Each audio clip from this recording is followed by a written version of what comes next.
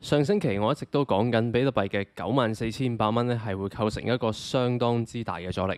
咁呢個原因咧就係基於指標嘅認可啦，咁同埋加上我自己分析嘅經驗得出嚟嘅。咁所以喺94,500蚊做空咧，亦都成功跌到落去9萬蚊附近。咁但係目前比特幣經歷咗週末嘅橫盤之後咧，就有一個少量嘅上升啦。咁所以其實如果當比特幣上翻去94,500蚊嘅時候，又會唔會再一次成為一個做空嘅機會呢？今日就會同大家去講解一下嘅。嗱，我哋先去重溫翻2026年咧，就開始咗12日啦。咁冬季嘅會員點位咧，已經係連中3張單，而且每一張單咧都係贏1500點㗎。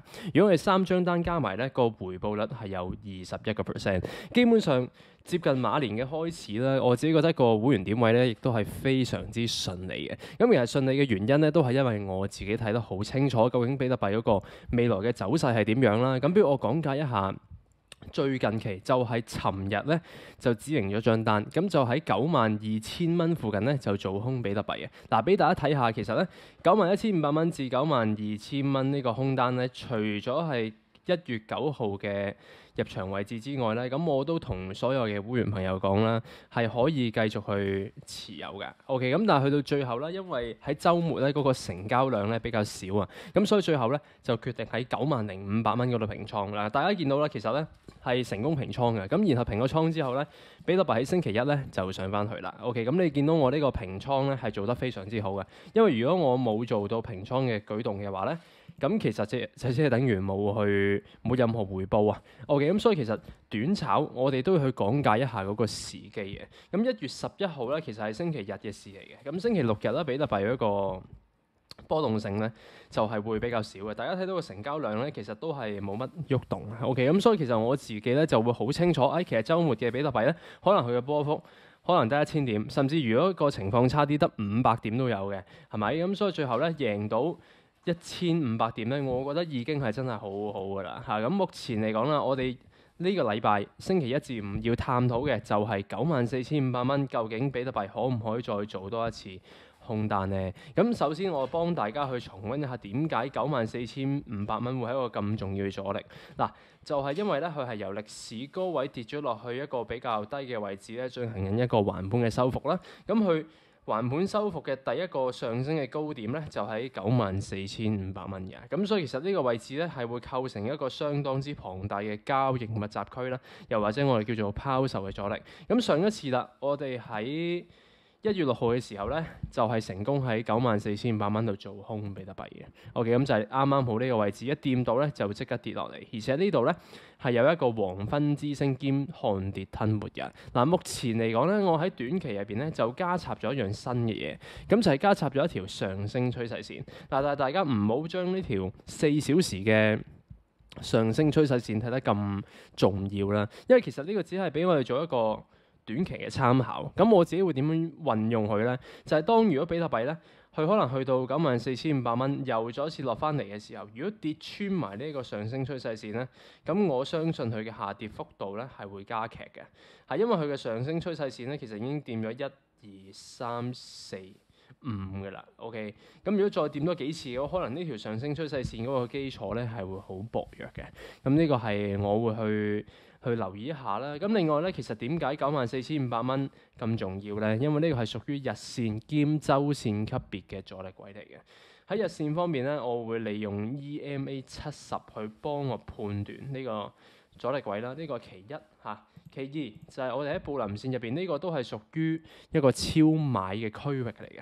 嗱，講起超買啦，其實除咗係布林線之外咧，我哋都可以運用RSI 去幫我哋去判斷一下市場嗰個強弱指數嘅。如果比特幣佢最後係能夠成功突破94,500蚊嘅話，其實咧佢都係好大機會會出現一個超買嘅狀態嘅。咁所以其實就算佢突破都好啦，有機會係假突破啦，又或者係佢個上升空間係好有限嘅。咁所以其實我自己傾向咧，比特幣咧喺94,500蚊再次遇到阻力嘅機會率咧，都係比較龐大嘅。咁另外其實除咗日線之外咧，都牽涉到周線級別嘅。呢個咧都係70週嘅移動平均線嘅區域所在嚟嘅。咁你見到其實比特幣已經喺好多次喺70週嘅移動平均線入邊咧遇到阻力。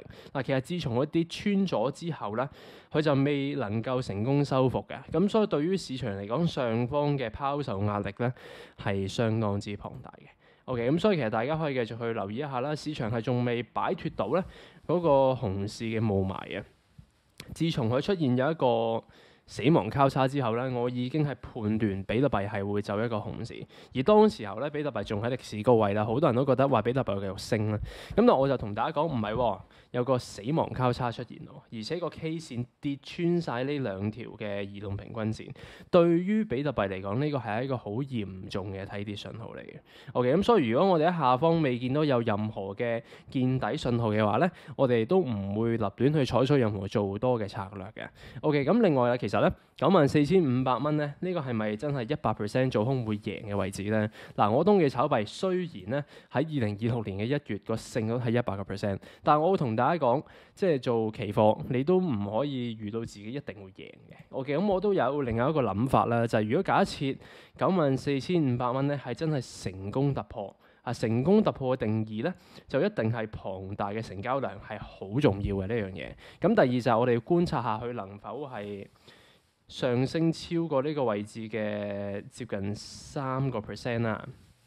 咁即係話，如果我由94,500蚊開始計啦，咁佢就喺97,000蚊嗰度徘徊嘅話咧，咁其實就代表緊比特幣咧係真係成功突破。咁呢個時候咧，我哋就調翻轉咯，我哋就唔應該再用空頭嘅睇法去睇呢個市場。相反，我哋應該咧去考慮一下會唔會嘗試去做一個突破嘅多單。呢啲就係期貨嘅精髓啦。OK， 所以我經常性都話啦，比特幣嘅市場係千變萬化嘅，一個突破可以扭轉晒成個嘅局面。咁但係只不過咧喺個突破未出現之前咧，我就唔會去判斷佢一定突破啦，又或者去突破嘅策略都唔會亂咁做嘅。OK， 我哋堅持咧繼續去順住個趨勢做，因為呢個咧係華爾街最多人中意嘅一個策略嚟嘅。OK， 咁所以繼續去保持呢個戰術先啦。咁另外以太幣方面，以太幣同比特幣嘅戰略咧係一模一樣嘅。咁但係只不過要提防嘅就係以太幣咧係有機會進行一啲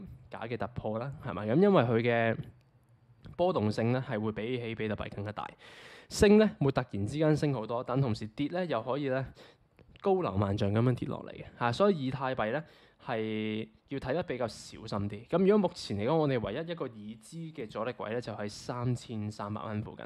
其實呢條線我拉翻去日線咁樣睇咧，呢度都係過往嘅叫做短期支撐阻力互換啦，或者我咁樣判斷佢呢個位係一個交易密集區啦。咁所以其實3300蚊都係一個比較龐大嘅阻力位嚟。咁我哋再配合多少少指標去幫我哋去睇咧，其實3300蚊同佢個70天嘅移動平均線咧係有一段距離嘅。OK， 咁所以其實以太幣咧喺指標上面咧就未必幫到我哋啦。咁相反，移動平均線啊、布林線啊，又或者好多嘅指標咧係更加適用於比特幣。咁我重申一次咧，其實以太幣最好嘅策略咧就係跟住比特幣走嘅，大家。即係如果你判斷比特幣跌嘅話咧，其實以太幣都係會跌嘅。因為其實喺我94,500蚊呢張空單入邊咧，我係曾經有考慮過會做空以太幣。咁但係最後我自己選擇咗一個更加安全可取嘅策略啦，咁咧做空比特幣。